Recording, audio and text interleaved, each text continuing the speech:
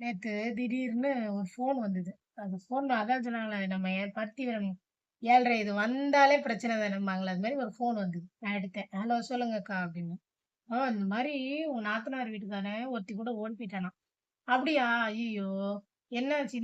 இந்த வயசுல உனக்கெல்லாம் தேவையா?" அப்படின்னு நான் சொன்னேன். அப்போ அவங்க ஒண்ணு சொல்ல, நான் ஒண்ணு சொல்ல பேசுறேன். அதுதானங்க பொம்பளைங்களோட இது தானங்க. பேசவே மாட்டோம்னு இருப்போம். ஆனா, எதையாவது ஒண்ணு வாயில போட்டு புடுங்கி பேசிறாளுக. முடிஞ்சு போச்சா? ஒரு 5 மணிக்கு இந்த ஃபோன் வந்தது. ஒரு 10 நிமிஷம் பேசினேன். கட் ஆயிடுச்சு. கரெக்ட்டா 5:45க்கு ஒரு ஃபோன் வருது. ஃபோன் பண்ணி, "என் மக வீட்ட பேச நீ யாரு?" அப்படின்னு சொல்லிட்டு நம்ம மேடம் கேட்டாங்க. அ மூத்த மேடம். அதான் எங்க மாமியார். கேட்கவும், "என்ன பேசினேன் சொல்லுங்க ஃபர்ஸ்ட்டு." இந்த மாரி என் மருமக அப்படி போயிட்டாருன்னு நீ பேசுனியாமே. உண்ம தானே அப்படின்னேன். அது உண்மையா இருந்தா கூட நீ எப்படி பேசுவ? அப்படின்னு. அதாவது ஒரு ஓடி போனது தப்பு இல்லையாம்.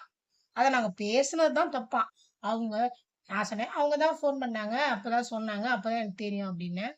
அவளே ஃபோன் பண்ணா கூட என் நாத்தனார் விஷயத்த எப்படி நீ பேசுவன்னு நான் கேட்கணும். இதுவே அவங்க என்ன பத்தி பேசினா என்ன பண்ணுவேன், "ஆமாமா அவ அப்படித்தான். ஆமா செஞ்சிருப்பா. அவ எப்படி" அப்படித்தானே பேசியிருப்பீங்க. நாங்க மட்டும் "இல்ல, இல்ல எங்க நாத்தனார் பாவம் நீங்க பேசாதீங்க" நாங்க சொல்லுவோம். ஆ நீங்க எல்லா கதையும் நீ சொல்லாம உன் வீட்டு விஷயம் வெளிய போகாது. நீங்க சொன்னதால தானே அவ என்ட்ட போட்டுவிட்டா. அப்ப கூட நான் ஃபோன் பண்ணி உங்கள்ட்ட கேட்டேன். நான் இந்த மாரியாமே, அந்த மாரியாமன்னு கேட்கலல்ல. நான் டீசென்சிய மெயின்டெயின் பண்றேன். நீங்க மெயின்டெயின் பண்ணிட்டு போயிருங்க. எப்படி இவ்வளோ நாள் நீங்க எங்களுக்கு தெரியாத மாரி இது பண்ணீங்க. அதே மாரி நீங்களும் தெரியாத மாரி இருந்துக்கோங்க. நாங்களும் தெரியாத மாரி இருந்துக்குவோம். சரியா? அத விட்டுட்டு ஃபோன போட்டு என் மகள பத்தி ஏன் பேசுன? என் மகள மருமகன் பண்ணதே பெரிய கேவலம் புடிச்ச வேல. இத நாங்க சொல்லி வேற சிரிக்கணுமாக்கும்.